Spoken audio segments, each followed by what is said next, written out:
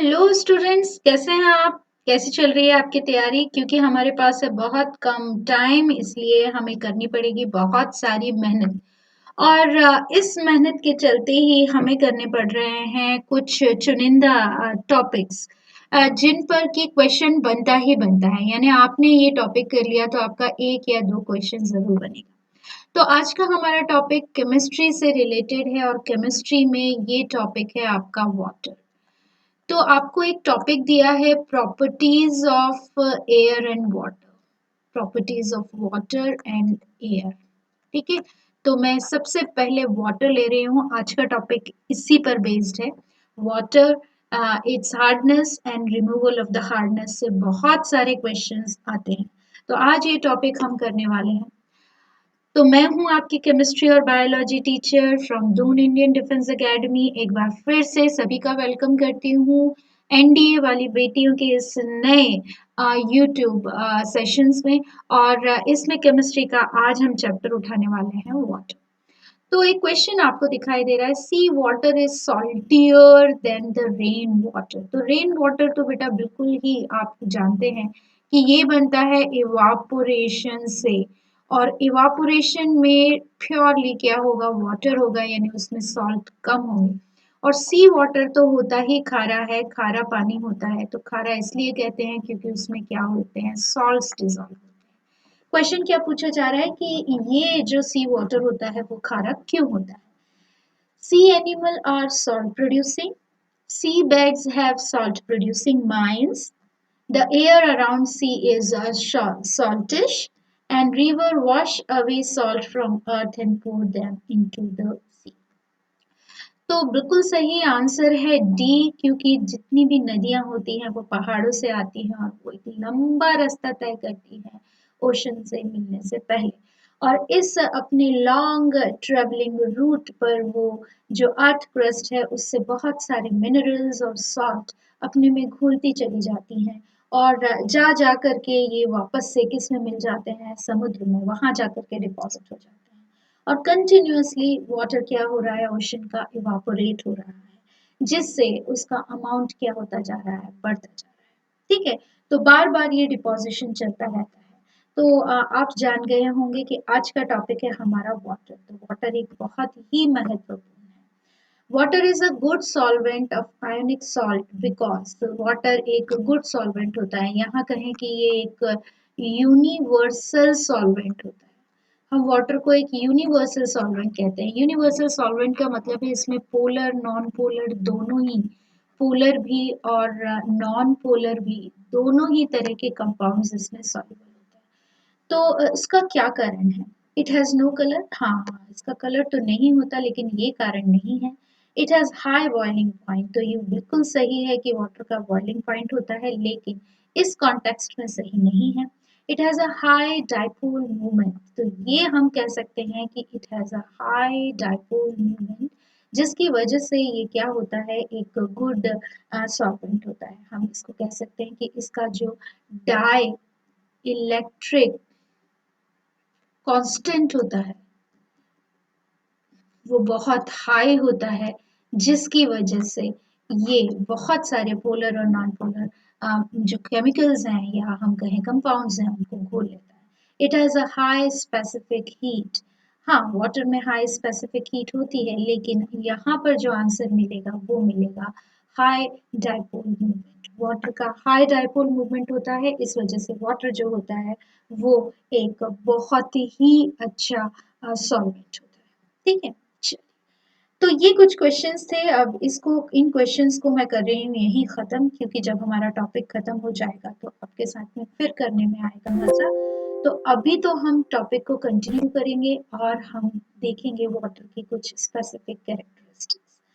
तो आइए बात वाटर के बारे में डिस्कस करते हैं। सबसे पहले हम लेते हैं वाटर का स्ट्रक्चर, कि वाटर का स्ट्रक्चर कैसा होता है।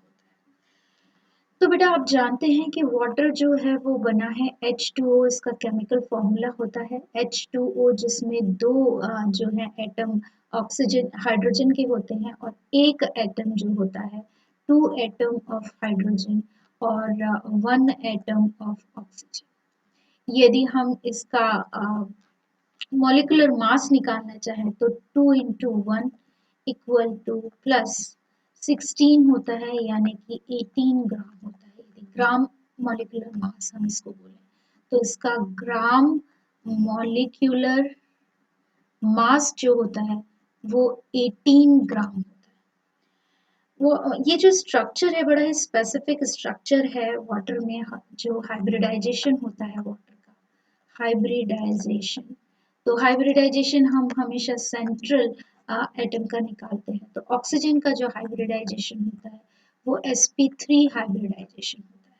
हालांकि इसकी जो ज्योमेट्री होती है, ज्योमेट्री इसकी जो होती है वो टेट्राहेड्रल ज्योमेट्री होती है।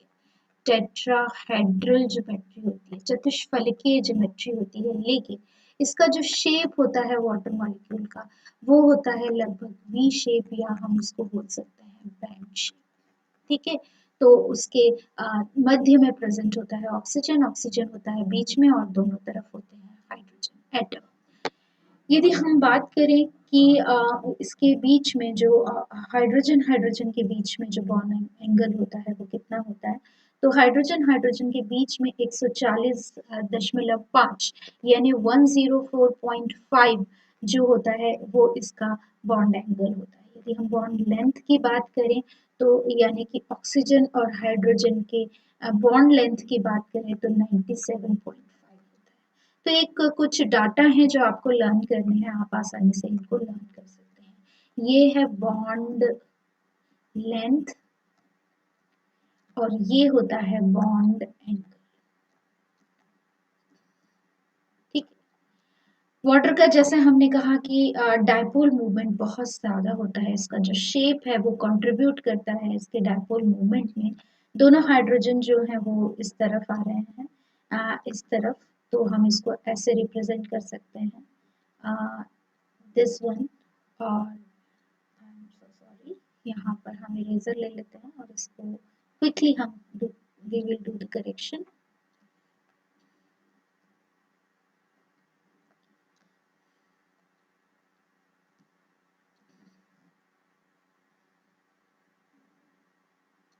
ये इसका डायपोल मूवमेंट होता है, यानी ऊपर की तरफ दोनों तरफ से ऐसे जा रहा है, तो इसका डायपोल मूवमेंट बहुत ज्यादा होता है। इसका जो स्ट्रक्चर है उसके अकॉर्डिंग तो कैंसिल नहीं होता है, तो इसका डायपोल मूवमेंट बहुत ज्यादा होता है। इसके अलावा वाटर में बहुत सारे स्पेसिफिक कैरेक्टरिस्टिक होते हैं, जैसे बहुत सारी चीजें वाटर की क्या होती हैं, हाई होती हैं। जैसे हाई स्पेसिफिक हीट होती है, इसकी वजह से ये एक गुड कूलेंट की तरह काम करता है, एक अच्छा कूलेंट होता है वाटर।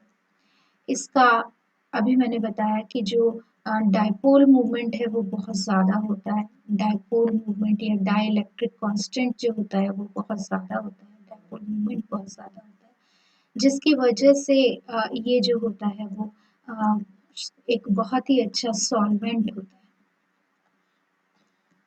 इसका हाई हीट ऑफ वेपोराइजेशन होता है, heat of vaporisation, heat of vaporisation बहुत ज़्यादा होता है, तो ये एक कूलेंट की तरह यहाँ पर काम करता है। High heat of vaporisation, high boiling point होता है इसका, बॉइलिंग पॉइंट भी बहुत ज़्यादा हाई होता है, boiling point, high boiling point होता है इसका। ठीक है, 100 डिग्री सेंटीग्रेड। और इसका फ्रीजिंग पॉइंट से हम देखें तो फ्रीजिंग पॉइंट होता है 0 डिग्री सेंटीग्रेड। इतना वास्ट वेरिएशन यहाँ पर मिलता है।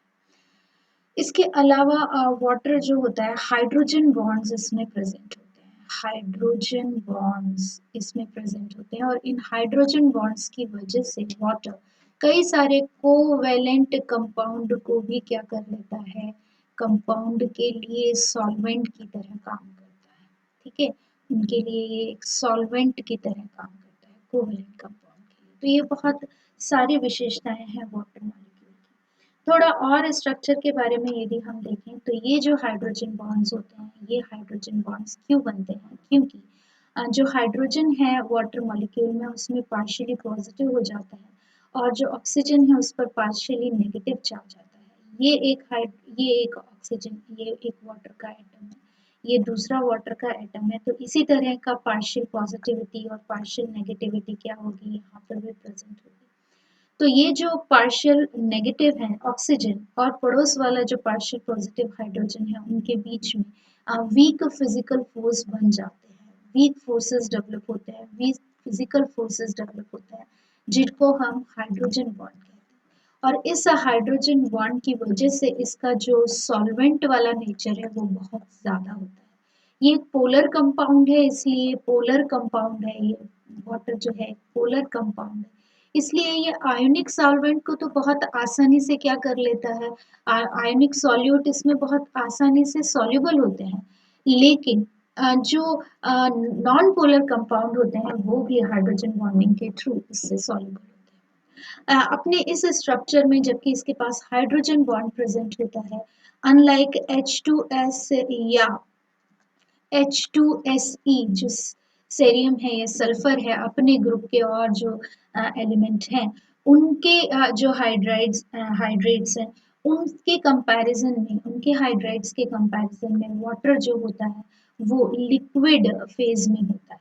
बाकी ये दोनों क्या होते हैं, ये गैस फेज में होते हैं। तो एक क्वेश्चन यहाँ से बनता है कि H2O और H2S दोनों ही जो है वो हाइड्रोजन के लगभग सिमिलर स्ट्रक्चर वाले कंपाउंड्स होते हैं, लेकिन जो H2S है वो गैसियस फेज में होती है, जबकि वाटर जो होता है लिक्विड होता है। तो वाटर लिक्विड क्यों होता है, because of its hydrogen bonding.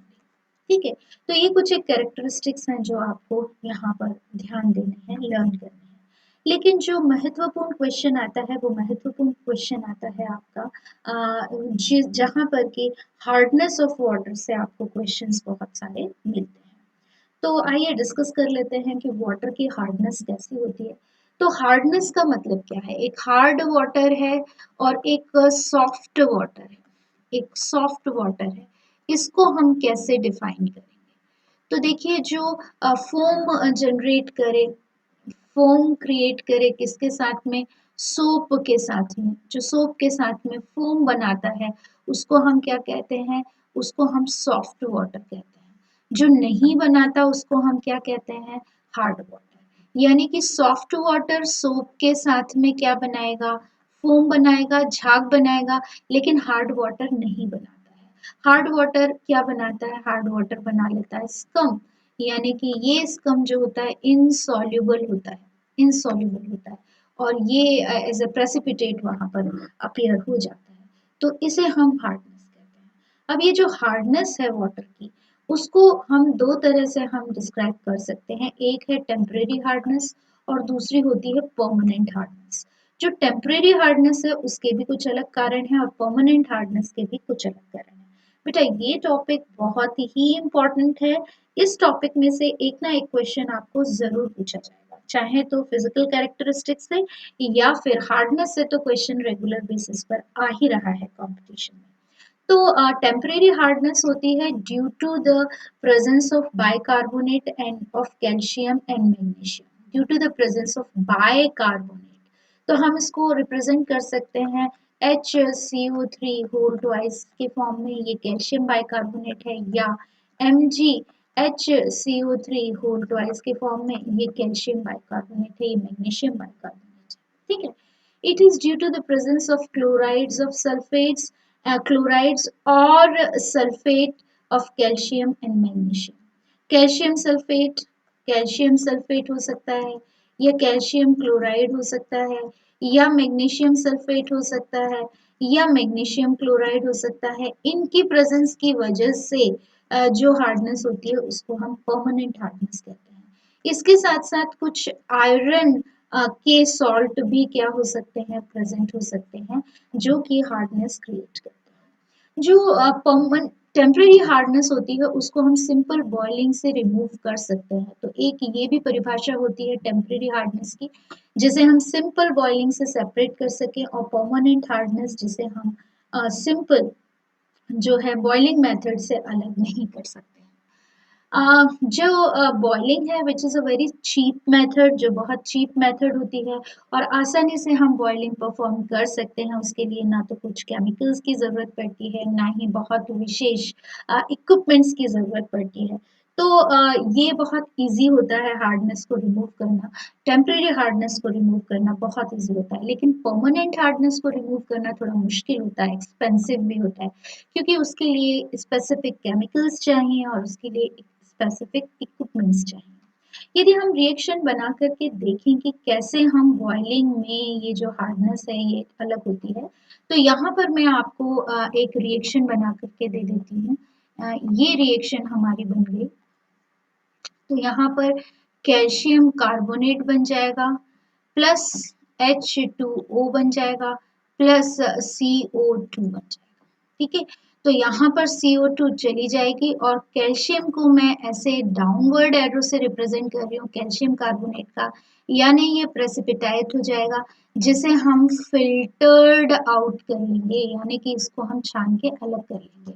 घरों में यही होता है कि जो ऐसे जगहों पर रहते हैं जहाँ पर सॉल्ट घुले हुए रहते हैं, तो वहाँ पर जो पानी है उसको हल्का करने के लिए, सॉफ्ट बनाने के लिए उसको हम बॉइलिंग मेथड इस्तेमाल करते हैं, क्योंकि ये हार्ड वाटर जो होता है इसके साथ में कई सारे सॉल्ट घुले हुए रहते हैं जो बॉडी में जा कर के अक्यूमुलेट भी हो सकते हैं और सर्टेन ऑर्गन्स में स्टोन वगैरह का प्रॉब्लम क्रिएट कर सकते हैं। तो बहुत सारे लोग प्रिकॉशनरी सिंपल मेथड अप्लाई करते हैं यदि उसमें उपस्थित हों टेम्परेरी हार्डनेस वाले सॉल्ट। तो बाइकार्बोनेट हार्डनेस क्या, बाइकार्बोनेट्स क्या होंगे, ये यहाँ पर रिमूव हो जाएंगे किस फॉर्म में, कार्बोनेट्स के फॉर्म में और वाटर के फॉर्म में और CO2 के फॉर्म में। ठीक है, जो मैग्नीशियम है वो मैग्नीशियम कार्बोनेट ना बना करके बनाएगा मैग्नीशियम हाइड्रोक्साइड प्लस CO2। ठीक है, तो मैग्नीशियम हाइड्रोक्साइड बन जाएगा प्लस CO2 बन जाएगा यहाँ पर। ठीक है, तो आप इसको ऐसे ऐसे कर सकती हैं, आप इसको, ये बाहर निकल जाएगा और मैग्नीशियम हाइड्रोक्साइड क्या होगा, ये प्रेसिपिटेट आउट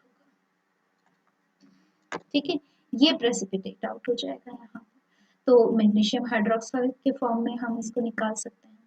तो ये कुछ सिंपलेस्ट तरीके थे जिनसे हम टेम्परेरी हार्डनेस को क्या कर सकते हैं, रिमूव कर सकते हैं। आइए थोड़ा सा और हम स्टडी करेंगे टेम्परेरी हार्डनेस के बारे में। तो जैसा कि मैंने कहा कि टेम्परेरी हार्डनेस को हम बहुत ही सिंपल मेथड यानी बॉइलिंग से क्या कर सकते हैं, रिमूव कर सकते हैं। तो आप यहाँ पर देख रहे हैं कैल्शियम बाइकार्बोनेट है, कैल्शियम क्लोराइड है, कार्बन डाइऑक्साइड चला जाएगा और वाटर, ये प्रेसिपिटाइज हो जाएंगे। मैग्नीशियम कार्बोनेट के फॉर्म में ये क्या हो जाएंगे, प्रेसिपिटाइज हो जाएंगे। फिर आता है Clark process, lime is added. Lime क्या होता है, CaOH होल ट्वाइस, इसको हम बोलते हैं lime, lime.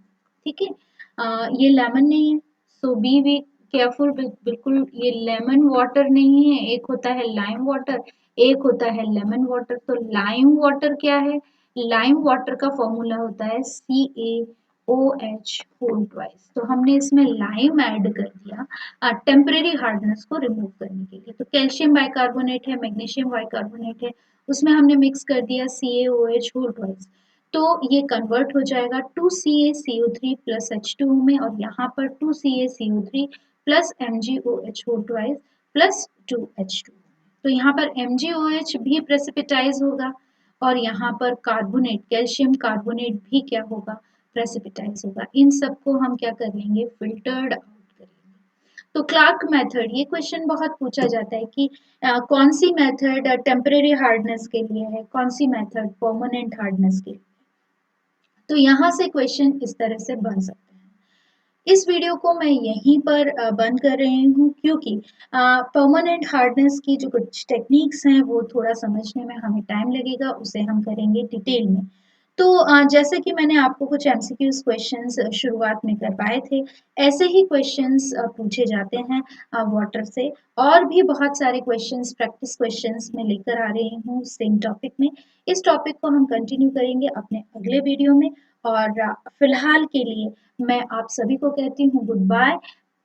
Keep learning, keep revising. This is Mamta Singh from Doon IDA Defense Academy, Dehradun.